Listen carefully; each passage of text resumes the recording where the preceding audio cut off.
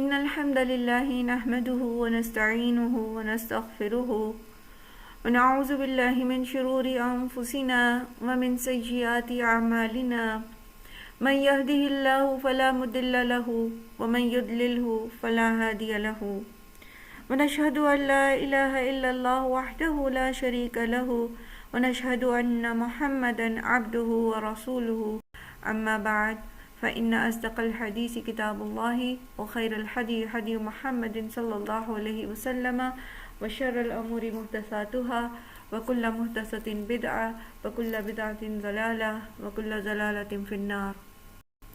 رب اشرح لي صدري ويسر لي أمري واحلل عقدة من لساني يفقه قولي.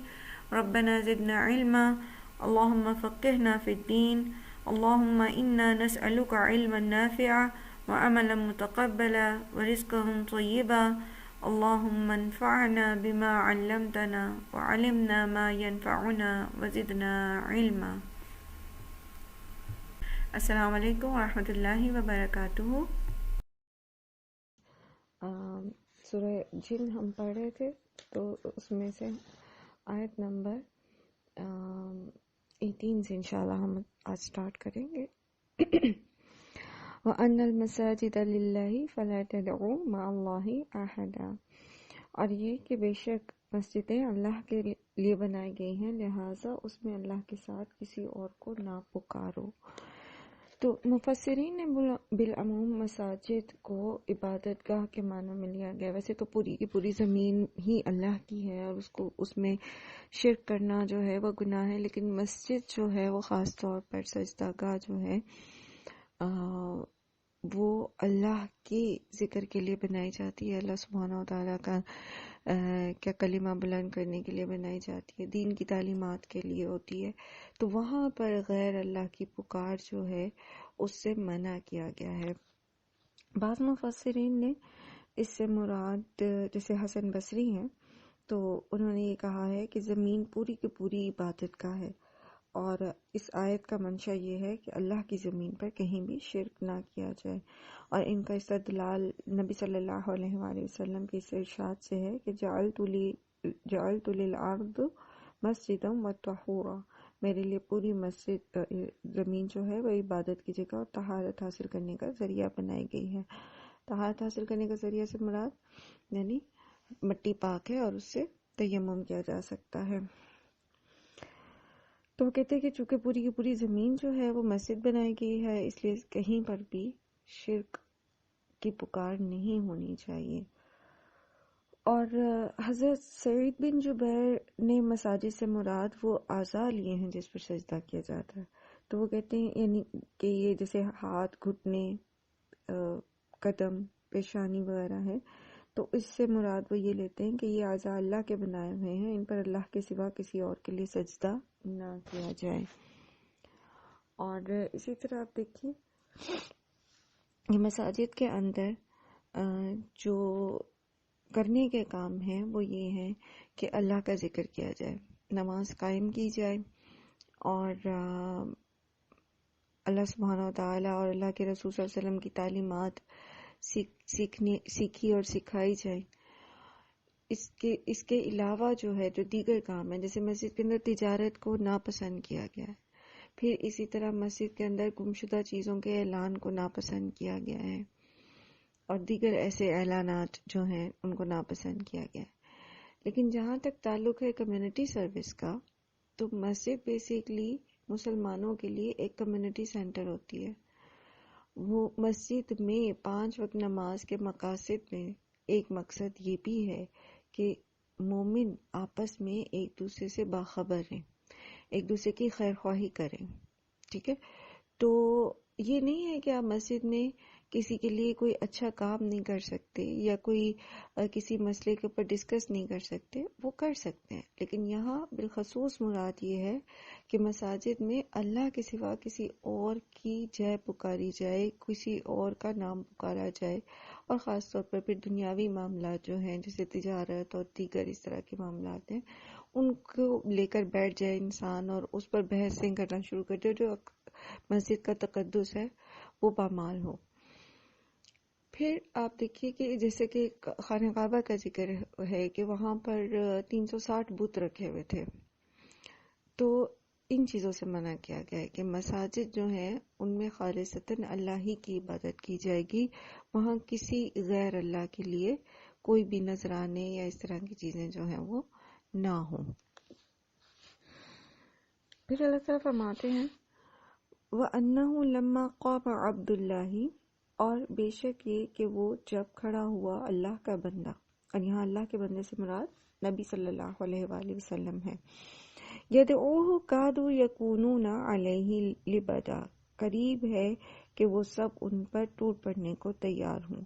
سب کے سب جب نبی صلی اللہ علیہ وآلہ وسلم کھڑے ہوتے تھے قرآن سنانے کے لیے لوگوں کو، تو مسلمان تو ان کے پاس جمع ہوتے ہی تھے بہت تیزی سے، لیکن کفار بھی بہت تیزی سے ان کے ارد گرد ہجوم بنا لیتے تھے، جیسے پیچھے بھی ہم نے پڑھا کہ ان کا طریقہ کیا تھا کہ وہ جوک در جوک آتے تھے اور چاہتے تھے کہ نبی صلی اللہ علیہ وسلم جو قرآن پڑھ رہے ہیں ان کو کوئی سن نہ پائے، تو کبھی تالیاں بجاتے تھے، کبھی شور کرتے تھے۔ باقاعدہ ان کا ایک پروپیگنڈا تھا، ان کی ایک اسٹریٹجی تھی لوگوں کو قرآن کی فہم سے دور کرنے کے لیے۔ اور اسی طرح پھر وہ یہ چاہتے تھے کہ وہ گھور کے، جیسے سورہ قلم میں ہم نے پڑھا کہ آپ صلی اللہ علیہ وسلم کو گھور کے آپ کی توجہ کو منتشر کرنے کی کوشش کریں، آپ کو قرآن پڑھنے نہ دیں، اور یہ کہ قرآن کریم سن کے ان کے ہاتھ کوئی ایسی بات لگ جائے جس سے وہ اگلا فتنہ جو ہے وہ کھڑا کر سکیں۔ تو اللہ سبحانہ تعالیٰ فرماتے ہیں کہ قریب ہے کہ یہ جو ہیں ان پر ٹوٹ پڑنے کے لیے تیار ہیں۔ جیسے ہی نبی صلی اللہ علیہ وسلم قرآن پڑھنے کے لیے لوگوں کو اللہ کی طرف دعوت دینے کے لیے کھڑے ہوتے ہیں تو یہ ان کے اوپر ٹوٹ پڑنے کو تیار ہو جاتے ہیں۔ آپ صلی اللہ علیہ وآلہ وسلم سے کہا جا رہا ہے قُلْ إِنَّمَا أَدْعُو رَبِّي وَلَا أُشْرِكُ بِهِ أَحَدًا، آپ ان سے کہہ دیجئے کہ بے شک میں تو صرف اپنے رب کو پکارتا ہوں اور میں اس کے ساتھ کسی ایک کو بھی شریک نہیں کرتا۔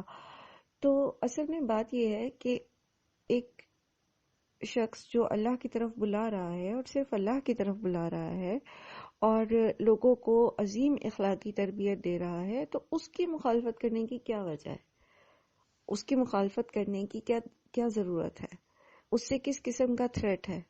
اس سے کس قسم کی انسیکیورٹی تھی ان کو؟ وہ کیا کر لیں گے؟ وہ کوئی ان سے سرداری نہیں مانگ رہے، وہ ان سے کوئی اجر نہیں مانگ رہے، وہ ان سے کسی قسم کی کوئی اور فیور نہیں مانگ رہے، صرف لوگوں کو یہ دعوت دے رہے۔ تو اگر وہ توحید کے علاوہ بات کریں پھر تو مسئلہ ہے کہ بھی کہ غلط پروپیگنڈا کر رہے ہیں، لوگوں کو اپنے ساتھ جوڑنے کی کوشش کر رہے ہیں، اپنے پیچھے لگا رہے ہیں، اپنی عبادت کی طرف کر رہے ہیں، اللہ سے دور کر رہے ہیں، پھر تو ان کو مسئلہ ہونا چاہیے تھا۔ لیکن جب صاف سیدھی بات ہی وہ یہ کر رہے ہیں کہ میں صرف اللہ کی طرف بلا رہا ہوں اور اللہ کے سوا میں کسی کو شریک نہیں ٹھہراتا، تو پھر لوگوں کو اس پر کوئی اعتراض کرنے کی ضرورت تو نہیں تھی۔ اور پھر یہ کہ آپ ان سے کہہ دیجئے قُلْ إِنِّي لَا أَمْلِكُ لَكُمْ ضَرًّا وَلَا رَشَدًا، کہ نہیں میں کوئی اختیار رکھتا تمہارے لیے کسی قسم کی نقصان اور نہ ہی تمہارے لیے کسی بھلائی کا، یہ کسی تمہیں ہدایت دینے کی طرف کوئی میرا اختیار نہیں ہے۔ یعنی وہ اپنی دعوت کو مزید کلیئرلی جو ہے وہ بیان کریں ان کے سامنے کہ میرا ہرگز یہ دعویٰ نہیں ہے کہ اللہ کی خدائی میں میرا کوئی دخل ہے، یا یہ کہ لوگوں کی قسمتیں بنانے اور بگاڑنے میں مجھے کوئی اختیار حاصل ہے۔ میں تو صرف ایک رسول ہوں جس کے ذمہ یہ کام لگایا گیا ہے کہ وہ اللہ کے پیغامات تمہیں پہنچا دے۔ باقی رہے اللہ کے اختیارات، کسی کو تکلیف پہنچانا، کسی کی قسمت بنا دینا، کسی کو ہدایت دینا، کسی کو کے لیے کوئی اسباب فراہم کر دینا مافوق الفطرت طریقے سے، تو یہ میرے اختیار میں نہیں ہے۔ کسی دوسرے کو کوئی نفع یا نقصان پہنچانا تو درکنار، میں تو خود اپنے نفع نقصان کا بھی اختیار نہیں رکھتا۔ اور پھر جیسے آگے سلسلہ کلام ہے کہ پھر اللہ کی نافرمانی اگر میں کروں تو پھر اس کی پکڑ سے بچ کر کہیں پناہ نہیں لے سکتا، اور اللہ کے دامن کے سوا مجھے کہیں کوئی پناہ نہیں ملے گی۔ اور سورہ شورى میں آپ اس کو تفصیل سے پڑھ چکے ہیں۔ پھر یہ کہ قُلْ إِنِّي لَا يُجِيرَنِي مِنَ اللَّهِ أَحَدٌ،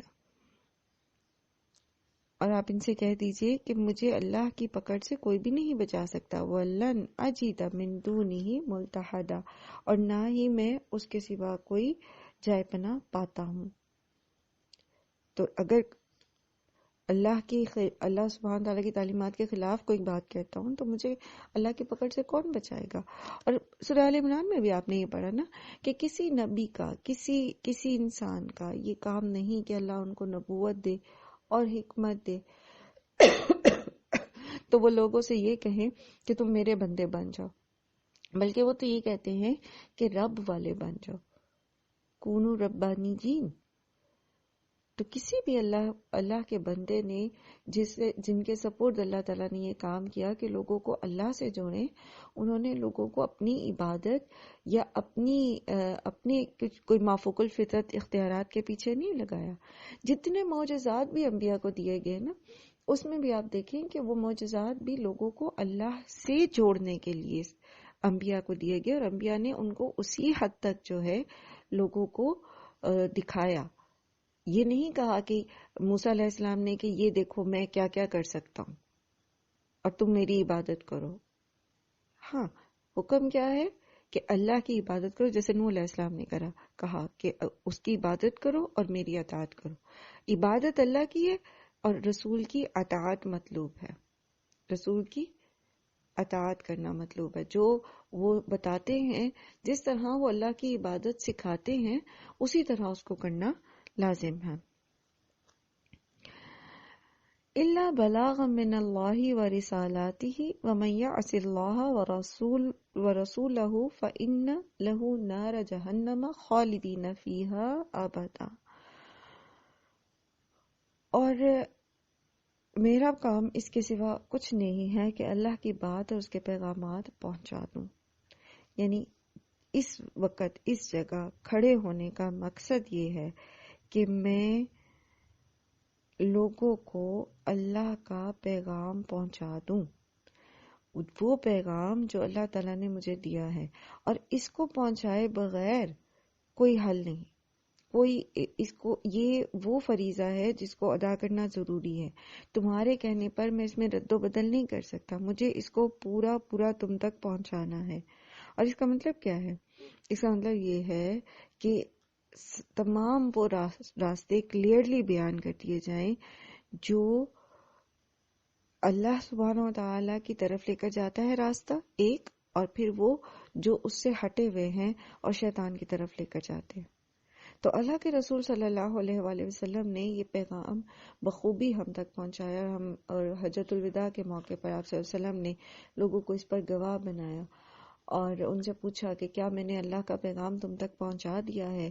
تو انہوں نے کہا آپ نے پہنچا دیا ہے۔ تو آپ صلی اللہ علیہ وسلم نے پھر اللہ سبحانہ تعالیٰ سے کی طرف فرمایا کہ اللہ تعالیٰ تو اس پہ گواہ رہنا۔ 3 بار آپ نے ایسے فرمایا کہ میں نے پیغام پہنچا دیا، میں نے بات پہنچا دی۔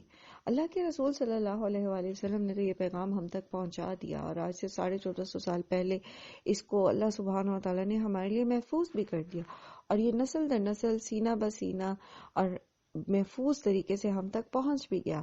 اب امت مسلمہ ہونا کے ناطے ہمارا یہ فرض ہے کہ ہم قرآن کا یہ پیغام باقی لوگوں تک پہنچائیں۔ کیا پیغام ہے قرآن کا؟ کیا پہنچانا ہے لوگوں تک؟ کہ قل انما عدو ربی ولا اشرک بہ احدا، اور قل انی لا املک لکم ضرا ولا رشدا، قل انی لا یجیرنی من اللہ احد ولن اجد من دونہ ملتحدا۔ اللہ کے سوا کوئی عبادت کے لائق نہیں ہے، اور میرے پیچھے لگ کے یا میری شخصیت کے اندر گم نہیں ہونا، اصل میں اللہ سبحانہ وتعالیٰ کے اوپر بھروسہ کرنا ہے۔ میرے پاس کوئی اختیار نہیں، میں کچھ نہیں کر سکتا سوائے اس کے کہ اللہ کا پیغام میں آپ تک پہنچا دوں۔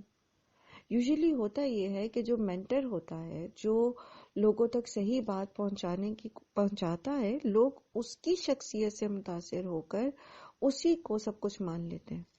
تو یاد رکھیے، اللہ تعالیٰ کے انبیاء کے علاوہ کوئی بھی معصوم عن الخطا نہیں ہوتا۔ انبیاء سے بھی جہاں کہیں کوئی مسٹیک ہوئی مائنیوٹ سی بھی، تو اللہ تعالیٰ نے فوراً اس کی کریکشن کر دی، لیکن یہ سلسلہ انبیاء کے بعد جو ہے کسی کے ساتھ نہیں ہے۔ تو بجائے لوگوں میں اور شخصیات میں الجھنے اور ان کو کوئی ایسا درجہ دینے کے کہ انسان یہ سمجھے کہ یہ کچھ کر سکتے ہیں، اصل پیغام دین کا یہ ہے کہ اللہ کی عبادت کریں اور اللہ ہی پر بھروسہ رکھیں اور اسی پر شعوری ایمان لائیں اور اللہ کے رسول صلی اللہ علیہ وآلہ وسلم کی تعلیمات کو مضبوطی سے پکڑ لیں۔ کیسے پکڑ لیں؟ اپنے دانتوں سے پکڑ لیں، جیسے دانتوں سے کسی چیز کو مضبوطی سے پکڑا جاتا ہے نا، ایسے پکڑ لیں، پھر ہی نجات ہے۔ کیونکہ وَمَن يَعْصِ اللَّهَ وَرَسُولَهُ فَإِنَّ لَهُ نَارَ جَهَنَّمَ خَالِدِينَ فِيهَا أَبَدًا۔ جو اللہ اور اس کے رسول کی نافرمانی کرے گا، کس معاملے میں؟ توحید کے معاملے میں۔ جو اللہ اور اس کے رسول کی بات کو نہیں مانے گا، اللہ کے ساتھ دوسروں کو پکارے گا، اللہ کے اختیارات میں دوسروں کو شریک کر دے گا، تو پھر اس کے لیے جہنم کی آگ ہے۔ یہاں نافرمانی سے مراد یہ نہیں ہے کہ ہر گناہ یا معصیت کی سزا جو ہے وہ ابدی جہنم ہے، بلکہ جیسا بھی میں نے عرض کیا کہ پتہ چلتا ہے کہ توحید نہ ماننے والے، شرک اور کفر کرنے والوں کی سزا جو ہے وہ ابدی جہنم ہے۔ اللہ سبحانہ و تعالی ہمیں ہر طرح کے شرک سے پاک کریں، شرک خفی سے بھی اور جلی سے بھی۔ اللہ سبحانہ و تعالی ہمیں توحید ہی پر قائم رکھیں اور آخری سانس بھی جب ہماری ہو تو ہم اسی پر قائم رہیں اور اسی طرح اپنی جان اللہ کے سپورٹ کر دیں۔ اللہ سبحانہ و تعالی ہمیں توفیق عطا فرمائے کہ قرآن میں جو پیغام اللہ کے رسول صلی اللہ علیہ وسلم کی زبان سے اللہ تعالی نے ہمیں دیا ہے، ہم ایز اٹ از اس کو دوسروں تک پہنچائیں اور اس میں کسی قسم کی معنوی تحریف کرنے والے نہ ہوں اور اس میں کسی قسم کی غلطی کرنے والے یا جہالت برتنے والے نہ ہوں۔ اللہ سبحانہ تعالیٰ ہمیں ہر جہالت اور ہر ایسی غلطی اور کوتاہی سے اپنی پناہ میں رکھیں۔ حتی اذا رأوا ما یوعدون فسیعلمون من اضعف ناصرا واقل عددا۔ یہ لوگ اس وقت تک اپنی روش سے باز نہیں آئیں گے، یعنی کفر اور شرک سے، یہاں تک کہ جب اس چیز کو دیکھ لیں گے جس کا ان سے وعدہ کیا جا رہا ہے، تو تب انہیں معلوم ہو جائے گا کہ کس کے مددگار کمزور ہیں اور کس کا جتھا تعداد میں کم ہے۔ اصل میں یہ بات اس پس منظر میں کہی جا رہی ہے کہ جس میں اس زمانے میں قریش کے لوگ نبی صلی اللہ علیہ وآلہ وسلم کی دعوت اللہ کو سنتے ہی آپ صلی اللہ علیہ وسلم پر ٹوٹ پڑتے تھے۔ مسلمان بہت کم تھے، جو تھے وہ بھی کمزور تھے، وہ بھی جو ہیں وہ غلام اور غربا کے طبقے سے تعلق رکھتے تھے۔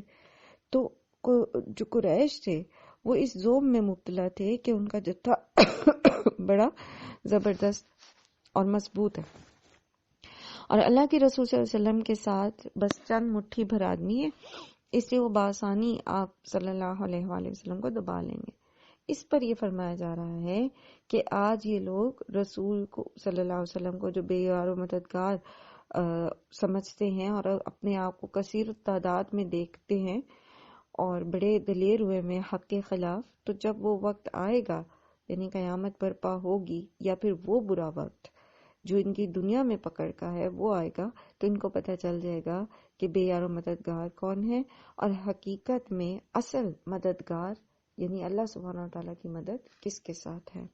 آپ کو یاد ہوگا بدر کی جنگ کے لیے بھی جب ابو جہل گیا تھا تو اس نے کعبہ کا پردہ پکڑ کے، غلاف پکڑ کے یہ کہا تھا کہ ہم میں سے جو حق پر ہے اس کو فتح ہو، تو پھر ان کے سامنے واضح ہو گیا کہ کون حق پر ہے۔ لیکن آپ کو ابو جہل کا وہ بیان بھی یاد ہوگا جو نزع کی کیفیت میں اس نے دیا تھا کہ وہ اپنی شرک کے اوپر قائم تھا۔ اللہ سبحانہ تعالیٰ ہم سب پر رحم کریں اور جہالت سے اپنی پناہ میں رکھیں کہ جب حق اور سچ سامنے آ جائے تو کوئی بھی اس کو قبول کرنے میں ہمارے اور حق کے بیچ میں مانع ہو۔ قل ان ادری قریب ما توعدون ام یجعل له ربی امدا۔ ان سے کہہ دیں کہ میں نہیں جانتا کہ جس چیز کا وعدہ تم سے کیا جا رہا ہے وہ قریب ہی ہے یا میرا رب اس کے لیے کوئی لمبی مدت مقرر فرماتا ہے۔ تو یہاں پر ہمیں انداز بیان سے یہ معلوم ہوتا ہے کہ یہ ایک گویا کسی سوال کا جواب ہے. جیسے کہتے تھے نا مخالفین، ہر نبی کے ہی مخالف یہ کہا کرتے تھے کہ اچھا پھر جس عذاب سے تم ہمیں ڈراتے ہو وہ لے آؤ، لیکن یا پھر قیامت کا جو تم کہتے ہو تو وہ لے آؤ، یا اس پکڑ کا جو تم ہمیں ڈراتے ہو کہ تم پر اللہ کی پکڑ آئے گی تو وہ کہاں ہے. وہ جو مذاق کرتے تھے، جو طنز کرتے تھے، تو اس کے بارے میں جواب دیا جا رہا ہے کہ رسول صلی اللہ علیہ وسلم کو کہا جا رہا ہے کہ آپ ان سے کہہ دیجئے کہ اس کا آنا تو یقینی ہے، لیکن اس کے آنے کا وقت مجھے نہیں بتایا گیا. یہ بات اللہ ہی کو معلوم ہے کہ آیا وہ جلدی آنے والی ہے یا اس کے بیچ میں کوئی، تمہارے اور اس کے بیچ میں کوئی جو مدت ہے وہ مقرر کر دی گئی ہے. عالم الغیبی فلا یظہر علی غیبہ احدا، یعنی غیب کا پورا علم اللہ کے پاس ہے اور یہ مکمل علم اللہ نے کسی کو بھی نہیں دیا. اور آپ یہ دیکھیے کہ اللہ سبحانہ و تعالی نے جو قیامت کا علم روکے رکھا حضرت موسیٰ علیہ السلام سے، جب اللہ سبحانہ و تعالی نے نبوت دی تو اس وقت ان سے یہ کہا کہ میں نے قیامت کا وقت جو ہے وہ چھپا رکھا ہے، کسی کو بتایا نہیں ہے، تاکہ کوشش کریں لوگ، ان کی کوششوں کو دیکھا جائے کہ وہ کس طرح کی کوشش کرتے ہیں. تو ایمان بالغیب جو ہے یہ بیسیکلی انسان کی کوششوں کو خالص کرتا ہے، اور خالصتاً وہ صرف بغیر اللہ کو دیکھے، بغیر کہ آخرت کو دیکھے، وہ اللہ کی بات پر یقین کر کے اپنے اعمال کو اللہ کے احکامات کے مطابق ڈھالتا ہے. اسی لیے ہدایت جن لوگوں کو قرآن سے ملتی ہے ان کے بارے میں کہا گیا ہے نا کہ سورہ بقرہ میں ہی کہ ذالک الکتاب لا ریب فیہ ھدی للمتقین الذین یؤمنون بالغیب، جو غیب پر ایمان لاتے ہیں اور جو ہر بات پہ یہ کہیں گے اچھا پھر یہ کیسے ہوگا اور کب ہوگا اور ہمیں کر کے دکھائیں. جیسے بنی اسرائیل جو تھے انہوں نے کہا کہ موسیٰ علیہ السلام سے کہ لن تؤمنوا لک حتی نری اللہ جہرا، ہم تم پر اس وقت تک تمہاری بات نہیں مانیں گے جب تک کہ ہم خود اللہ کو نہیں دیکھ لیتے اپنے سامنے.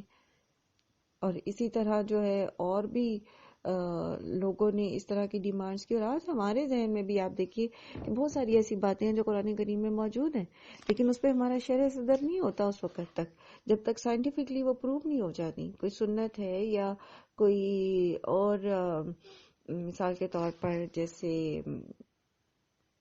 قرآن کریم ہی کی کوئی آیت ہے، کوئی سائنٹیفک اس کے اندر فیکٹ بتایا گیا ہے، تو جب سائنس بتا دیتی ہے تو پھر ہم کہتے ہیں ہاں دیکھو یہ ہمارے قرآن میں بھی لکھا ہوا ہے، اور پھر ہم بڑا اس کو بیان کرتے ہیں اور بڑے شرح صدر سے اس کو بیان کرتے ہیں. اب دیکھیے کہ صحابہ کرام کا ایمان جو تھا ان کے پاس تو کوئی سائنٹیفک فیکٹس نہیں تھے، لیکن پھر بھی ان کا ایمان کتنا مضبوط تھا. تو وہ ایمان بالغیب جو انسان کے اندر آتا ہے آخرت کے لیے بھی اور اللہ کی ذات کے لیے بھی اور اللہ کے اس کلام کے لیے بھی، کہ اس میں جو کچھ ہے وہ بالکل درست ہے، اور اللہ کے رسول صلی اللہ علیہ وسلم کی سنتوں اور آپ کی تعلیمات کے بارے میں بھی کہ جو آپ نے کہہ دیا وہ درست ہے، میری سمجھ میں نہیں آ رہا، مجھے اس کی کوئی لاجک سمجھ نہیں آ رہی، تو یہ میری عقل کی کمی ہے. پھر انسان جو ہے وہ اس قرآن سے ہدایت پا سکتا ہے، پھر وہ اس سیدھے رستے پہ چل سکتا ہے. لیکن جہاں وہ ہر وقت اپنی ہی میں کو سیٹسفائی کرنے کے چکر میں ہو کہ مجھے کوئی ایسی سائنٹیفک وہ لاجک بتائی جائے یا مجھے جو ہے یہ چیز کر کے دکھائی جائے پھر یہ کیسے ہوگی، اور یہ تو ممکن نہیں ہے آج کے دور میں، اور آج کے دور میں تو یہ اور یہ ایسے اور ایسے ہے، تو پھر انسان کو قرآن سے ہدایت نہیں ملتی. پھر یہ زندگی جو ہے وہ قرآن کے ذریعے بدلی نہیں جا سکتی. قرآن کے ذریعے یہ تبھی بدلی جا سکتی جب ہم حقیقتاً اس کی ہر چیز کے اوپر، ہر بات کے اوپر ایمان رکھیں کہ یہ درست ہے اور ایسا ہی ہے. إِلَّا مَنِ ارْتَضَىٰ بِالرَّسُولٍ فَإِنَّهُ يَسْلُكُ مِن بَيْنِ يَدَيْهِ وَمِن خَلْفِهِ رَصَدًا، سوائے اس رسول کے کہ جسے اس نے غیب کا کوئی علم دینے کے لیے پسند کر لیا ہو. غیب کا علم بجائے مطلب کسی رسول کو بجائے خود عالم الغیب نہیں بنا دیا جاتا، جیسے بعض لوگوں کا عقیدہ ہوتا ہے کسی کے بارے میں کہ ان کو غیب کا علم حاصل ہے. تو یہاں یہ مطلب ہے نہیں ہے اس کا، بلکہ یہاں پر یہ کہا جا رہا ہے کہ جس کو اللہ سبحانہ و تعالی رسول کو رسالت کے فرائض انجام دینے کے لیے غیب پر مطلع کر دیں. جیسا کہ نبی صلی اللہ علیہ وآلہ وسلم کو معراج کرائی گئی، آپ صلی اللہ علیہ وسلم کو 7 آسمانوں کی سیر کرائی گئی، جہنم اور جنت دکھائی گئی، انبیاء اکرام جو فوت ہو چکے ہیں، جو دنیا سے جا چکے ہیں، ان سے ملاقات کروائی گئی. اب یہ سارا کچھ کیا ہے؟ غیب ہے نا. پھر فرشتے نظر نہیں آتے، لیکن اللہ کے رسول صلی اللہ علیہ وسلم کو جبرائیل علیہ السلام اور دیگر فرشتے جو کوئی بھی ان کی ملاقات ہوئی وہاں آسمانوں پر، تو وہ دکھائیں گے. تو یہ غیب پہ مطلع کرنا ہے. اسی طرح آپ دیکھیں گے قرآن کریم میں، جیسے سورہ روم میں آپ نے پڑھا کہ آنے والے وقت کے بارے میں کہ رومی جو ہیں ان کو فتح نصیب ہوگی اور ایرانی جو ہیں وہ شکست پائیں گے. تو یہ غیب کا علم تھا نا، مستقبل کا علم تھا، لیکن اللہ تعالیٰ نے نبی صلی اللہ علیہ وسلم کو بتا دیا. تو نبی بذات خود عالم الغیب نہیں ہوتے کہ ان سے ہم یہ ان کے بارے میں کہیں کہ وہ غیب جانتے اور سب کا سب ان کو معلوم ہے، بلکہ اللہ سبحانہ و تعالی ان کو ان کے فرائض مکمل کرنے کے لیے، احسن طریقے سے ادا کرنے کے لیے، شرح صدر کے لیے ان کو غیب پر مطلع کرتے ہیں. جیسا کہ سورہ بقرہ میں آپ نے پڑھا، حضرت ابراہیم علیہ السلام نے کہا کہ ربی ارینی کیف تحیی الموتیٰ. ٹھیک ہے، اللہ تعالیٰ مجھے دکھائیں کہ آپ مردہ کو کیسے زندہ کریں گے. تو اللہ سبحانہ تعالیٰ نے ان سے کہا کہ اولم تؤمن، کیا تمہارا ایمان نہیں ہے اس پہ؟ تو انہوں نے کہا کالا بلا ولکن یطمئن قلبی. لیکن یہ کس لیے ہے؟ میری اطمینان قلب کے لیے. تو اللہ سبحانہ تعالیٰ نے پھر ان کو حکم دیا کہ آپ 4 پرندے لیں اور ان کے ٹکڑے کر کے پہاڑوں پہ رکھیں، اور پھر پہلے ان کو مانوس کر لیں اپنے ساتھ، پھر ان کے ٹکڑے کریں اور ان کو پہاڑوں پہ رکھیں، پھر ان کو بلائیں تو آپ کے پاس آ جائیں گے. تو اللہ سبحانہ تعالیٰ نے اس طرح غیب کا ایک امر کہ کس طرح اللہ تعالیٰ مردہ کو زندہ کریں گے، حضرت ابراہیم علیہ السلام کو ان کی آنکھوں کے سامنے کر کے دکھایا. تو انبیاء کرام کے ساتھ اللہ سبحانہ تعالیٰ کا یہ معاملہ ہے. اور اس میں پھر اللہ تعالیٰ نے جس نبی کو جو بھی غیب کا علم دینا چاہا وہ دیا. جیسے خضر علیہ السلام کے بارے میں آتا ہے کہ ویسے تو اس میں اختلاف ہے کہ کوئی کہتے ہیں کہ وہ نبی تھے، کوئی کہتے ہیں وہ فرشتے تھے، کوئی کہتے ہیں ویسے ہی اللہ کے کوئی نیک بندے تھے، اور مختلف آراء، کیونکہ اس کے بارے میں کوئی ہمیں دلیل نہیں ملتی تو مفسرین کی مختلف آراء موجود ہیں. لیکن اس میں دیکھیے آپ کہ کس طرح اللہ سبحانہ تعالیٰ نے ان کو ایک ایسا علم دیا تھا کہ بعد میں کیا ہونے والا ہے. اور اس میں بھی وہ بتاتے ہیں کہ اس میں میں نے اپنے امر سے کچھ نہیں کیا، یہ اللہ ہی کا امر تھا. سورہ کہف میں جیسے آپ نے پڑھا، تو اللہ تعالیٰ جس نے پھر ان کو اس پر مطلع کیا تھا کہ کشتی جو ہے وہ آگے، چونکہ ایک بادشاہ ہے جو کشتی کو چھین لے گا ان سے، تو آپ اس کو یہاں پر توڑ دیں، کشتی کو کے اندر سوراخ کر دیں تاکہ کشتی آگے نہ جائے اور ان کی کشتی بچ جائے. اب بادشاہ جو نظر نہیں آ رہا تھا وہ غیب تھا نا، لیکن اللہ تعالیٰ نے اس پر ان کو مطلع کیا. سبحان اللہ.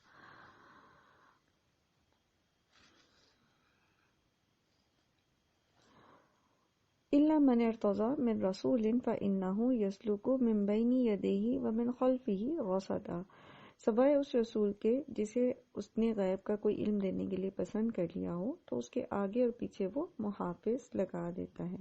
اور یہاں محافظوں سے مراد فرشتے ہیں. مطلب یہ ہے کہ جب اللہ تعالیٰ وحی کے ذریعے سے غیب کے حقائق کا علم رسول کے پاس بھیجتے ہیں تو ان کی نگہبانی کرنے کے لیے ہر طرف سے فرشتے جو ہیں وہ مقرر کر دیے جاتے ہیں تاکہ وہ علم نہایت محفوظ طریقے سے رسول تک پہنچ جائے اور اس میں کسی قسم کی آمیزش جو ہے وہ نہ ہو.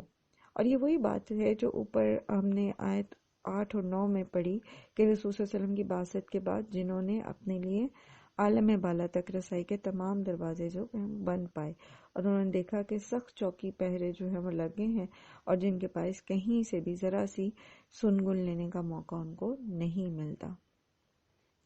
لِيَعْلَمَ أَنْ قَدْ أَبْلَغُوا رِسَالَاتِ رَبِّهِمْ وَأَحَاطَ بِمَا لَدَيْهِمْ وَأَحْصَىٰ كُلَّ شَيْءٍ عَدَدًا، تاکہ وہ جان لے کہ انہوں نے اپنے رب کے پیغامات پہنچا دیے ہیں.